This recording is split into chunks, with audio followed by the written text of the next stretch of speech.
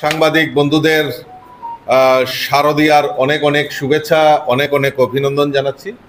আজকের এই প্রেস কনফারেন্সে আমার সঙ্গে রয়েছেন আমাদের ভারতীয় জনতা পার্টির প্রদেশ কমিটির সহসভাপতি সুবল ভৌমিক মহোদয়, উপস্থিত আছেন আমাদের সম্পাদক প্রদেশ কমিটির ডেভিড দেববর্মা এবং মিডিয়া ইনচার্জ সুনীত সরকার মহোদয়।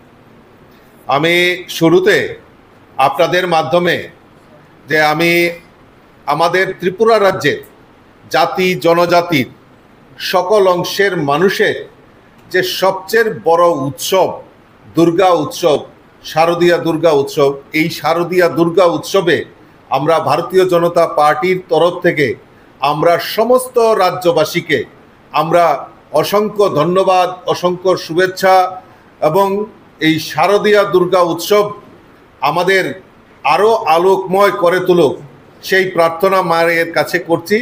আমি আপনাদের মাধ্যমে সমস্ত রাজ্যবাসীকে অনেক অনেক শুভেচ্ছা, অনেক অনেক অভিনন্দন জানাচ্ছি। আমরা জানি যে আমাদের এই দেবী পক্ষের সূচনা হয়েছে, আর এই দেবী পক্ষের সূচনার লগ্নে আমাদের যে সনাতন ধর্মে আমাদের সমাজে বর্ণিত আছে যে আমাদের মাতৃশক্তিকে, আমাদের যে দেবী দুর্গা সেই মাতৃরূপে আমরা পূজিত করি এবং মাকে সবচেয়ে আমরা এই সমাজে শ্রদ্ধা এবং সম্মান করে থাকি। তাই আমাদের মন্ত্রেও উচ্চারণ করি মাতৃরূপেণু সংস্থিতা। তো সেই দুর্গা উৎসবে জাতি জনজাতি আমরা ত্রিপুরা রাজ্যের মানুষ আমরা সেই উৎসবটাকে আনন্দ উল্লাসের সঙ্গে আমরা প্রতিপালন করে থাকি। তো আমি সম্পূর্ণ রাজ্যবাসীকে আমি শারদীয়ার শুভেচ্ছা জানাচ্ছি।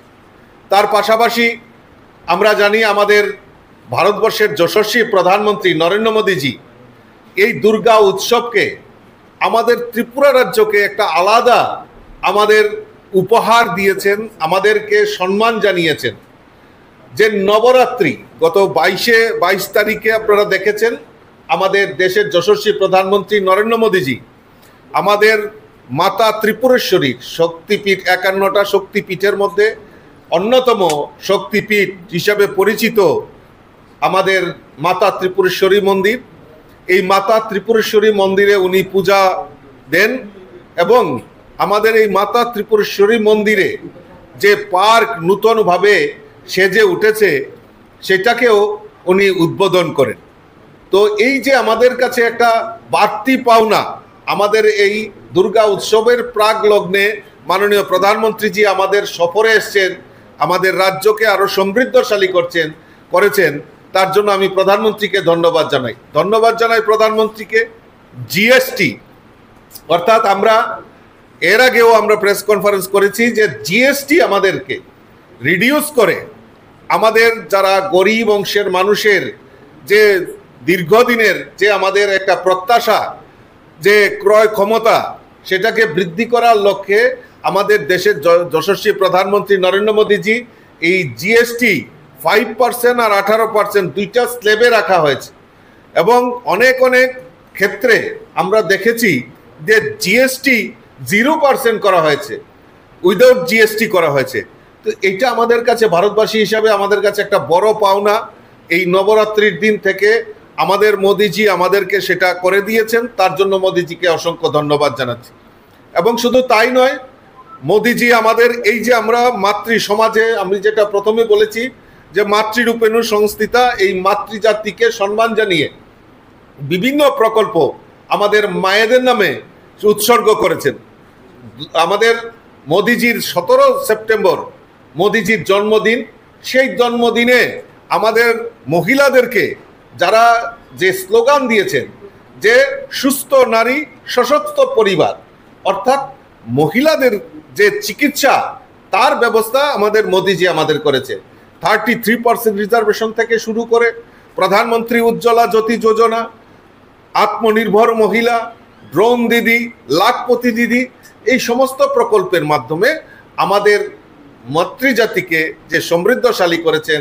আমি আবারও আপনাদের মাধ্যমে আমি দেশের প্রধানমন্ত্রীকে অসংখ্য ধন্যবাদ জানাচ্ছি।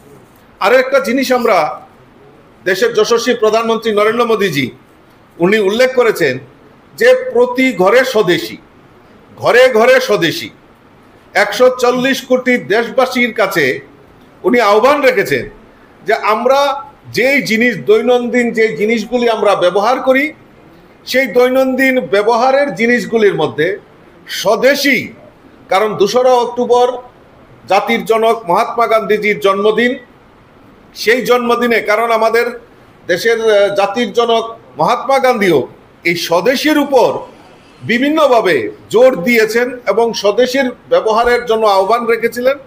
তাই মোদিজিও আমাদের দেশের প্রধানমন্ত্রী এই হর ঘর স্বদেশী আমাদেরকে ব্যবহারের জন্য উনি আহ্বান করেছেন। কারণ দেখুন, আজকে আমরা ভারতবর্ষের অর্থনৈতিক বুনিয়াদে সারা বিশ্বের মধ্যে 4র্থ স্থানে আমরা পৌঁছে গেছি এবং আগামী দিন আমাদের দেশের প্রধানমন্ত্রী যেটা বলছেন যে আমাদের 3য় স্থানে পৌঁছারও সেই প্রয়াস আমাদের দেশের প্রধানমন্ত্রী করছেন। শুধু বললেই হবে না, আপনাদের সহযোগিতাও দেশের প্রধানমন্ত্রী আহ্বান করেছেন। তাই দেশবাসীর কাছে উনি আহ্বান রেখেছেন যে আত্মনির্ভর ভারত, সেই আত্মনির্ভর ভারত এবং বিকশিত ভারতের কথা যে মোদিজি বলছেন, হর ঘর স্বদেশী, ঘর ঘর স্বদেশী, সেই স্লোগানকে সামনে রেখে যে সমস্ত দৈনন্দিন জীবনে আমরা যেই জিনিসগুলি ব্যবহার করি সেগুলি যাতে স্বদেশী হয়, তার জন্য আমি আপনাদের মাধ্যমে সমস্ত রাজ্যবাসীর কাছে একটা বিনম্রভাবে আবেদন রাখছি।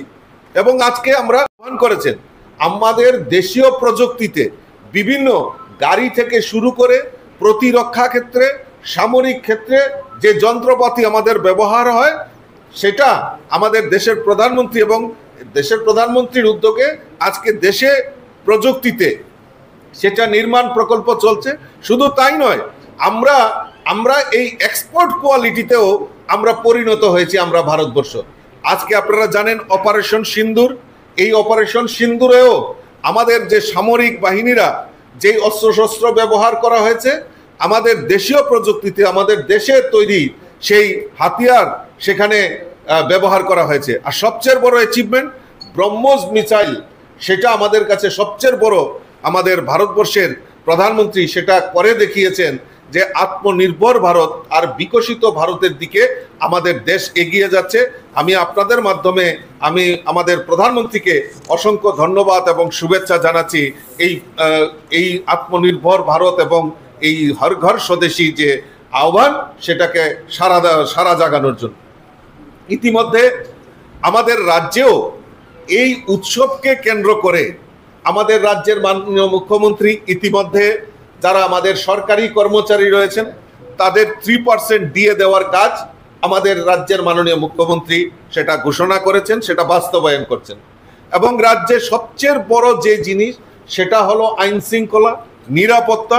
আজকে আমরা দেখলাম যে বিগত 3 দিন ধরে মানে আমরা ষষ্ঠী থেকে দশমী পর্যন্ত পূজা জানতাম, কিন্তু এখন মানুষের মধ্যে এত উচ্ছ্বাস, মানুষের মধ্যে যে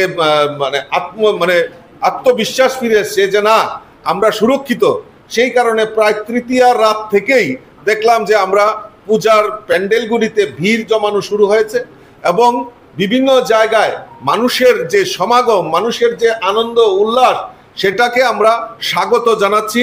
মাননীয় মুখ্যমন্ত্রীকে ধন্যবাদ জানাচ্ছি যে উনি এই উৎসবকে সামনে রেখে ইতিমধ্যে আমাদের যে শারদীয়া দুর্গা উৎসবকে সামনে রেখে বিভিন্ন প্রকল্পে প্রায় 50.65 কোটি টাকা ইতিমধ্যে উনি ঘোষণা করেছেন। আমি কয়েকটা আপনাদের সামনে উল্লেখ করে ধরছি। প্রায় 14টি পৌরসভা ও 6টি নগর পঞ্চায়েতে সার্বিক উন্নয়নের কাজের জন্য ইতিমধ্যে 12 কোটি টাকা স্যাংশন করেছে। প্রতিটি জেলায় স্থায়ী সম্পদের রক্ষণাবেক্ষণের জন্য 9.37 কোটি টাকা উনি সেখানে সেটা প্রভিশন রেখেছেন।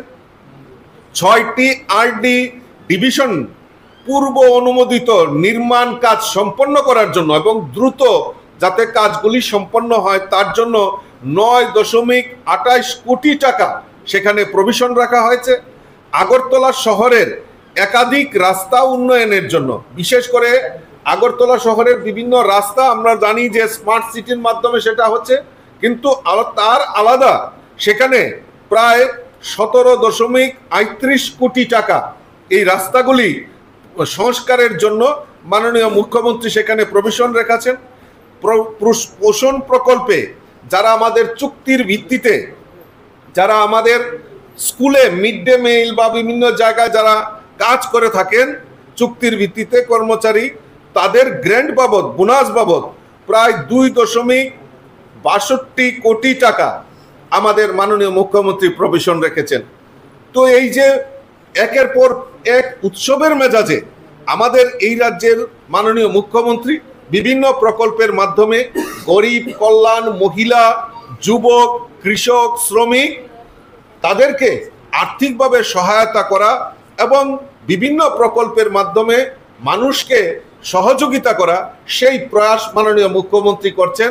এবং বিভিন্ন সময়ে আমরা দেখেছি এই রাজ্যের নিরাপত্তা থেকে শুরু করে বিভিন্নভাবে বারবার মাননীয় মুখ্যমন্ত্রী একটাই আবেদন করছেন যে এক ত্রিপুরা শ্রেষ্ঠ ত্রিপুরা আমাদের করতে হবে।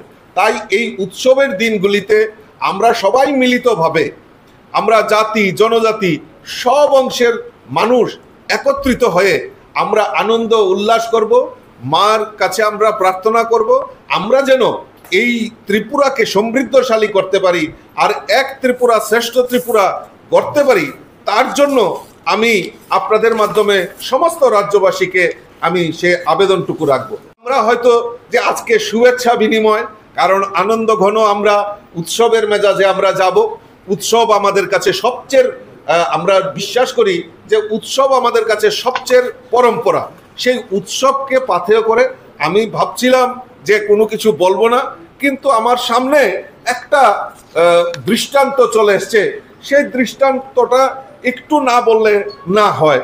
যে কিছুদিন আগে আমি একটা দেখেছি পত্রপত্রিকায়, গত 27 সেপ্টেম্বর রাজ্যের একজন প্রাক্তন মন্ত্রী উনি বলছেন সমাজতন্ত্র সম্পর্কে আমাদের মাননীয় মুখ্যমন্ত্রীর ধারণা নেই। উনি উল্লেখ করেছেন, হ্যাঁ, আজকের পত্রিকায় দেখলাম যে সমাজতন্ত্র সম্পর্কে আমাদের মাননীয় মুখ্যমন্ত্রীর ধারণা নেই। আমি সমাজতন্ত্রের যে মানে ওদের কি ধারণা, এটা আমি একটু আপনাদের সামনে তুলে ধরছি। আমি ভাবছিলাম যে আমি ওই প্রসঙ্গে যাব না, কিন্তু তবুও তাদের যে ধ্যান ধারণা এটা রাজ্যবাসী কিছুটা জানা দরকার। যে সমাজতন্ত্র সম্পর্কে সবাই জানে, সমাজতন্ত্র সবাই বুঝে, মানুষকে বোকা বানানোর একটা তন্ত্র। তারা কি ডায়লগ দেয়? গরিবকে স্বপ্ন দেখিয়ে গরিবকে আরো কিভাবে গরিব বানানো যায় তার প্রয়াস কিন্তু ওনারা করেছেন। আর তারা সমাজতন্ত্রের কথা বলেন, আর সমাজতন্ত্রের সংজ্ঞা তাদের থেকে আমাদের শিক্ষা নিতে হবে না। তারা আগে সমাজতন্ত্রের যে ডেফিনেশন তাদের জীবনেও করে দেখান, কিন্তু সেইটা করবে না। তাদের নতুন বাড়ি লাগে, নতুন কোয়ার্টার লাগে, নতুন ইনোভা গাড়ি লাগে, স্পেসিফিক করে উল্লেখ করে দেওয়া হবে যে ইনোভা গাড়ি চাই।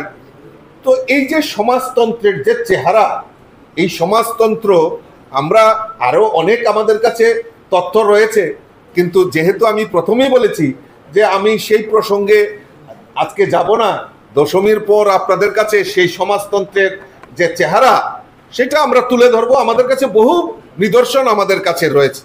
তা আমি চাই না যে আজকের দিনে অন্তত পক্ষে, যেহেতু আজকে থেকে আমরা পূজার মরশুমে চলে গেছি, আনন্দ গণমুহূর্ত, আমরা কোনো পলিটিক্যাল আমরা ডিবেট আমরা চাই না, কিন্তু পূজার পর আমরা এই সমাজতন্ত্র সম্পর্কে আরো বিস্তারিত আপনাদের সামনে তুলে ধরবো। আমি আবারও আপনাদের মাধ্যমে সমস্ত রাজ্যবাসী এবং সমস্ত পলিটিক্যাল লিডার তাদেরকেও আমার ভারতীয় জনতা পার্টির তরফ থেকে আমি আবারও এই শারদীয়া দুর্গা উৎসবের অনেক অনেক শুভেচ্ছা, অনেক অনেক অভিনন্দন জানাচ্ছি। নমস্কার, যতন হাম্বাই।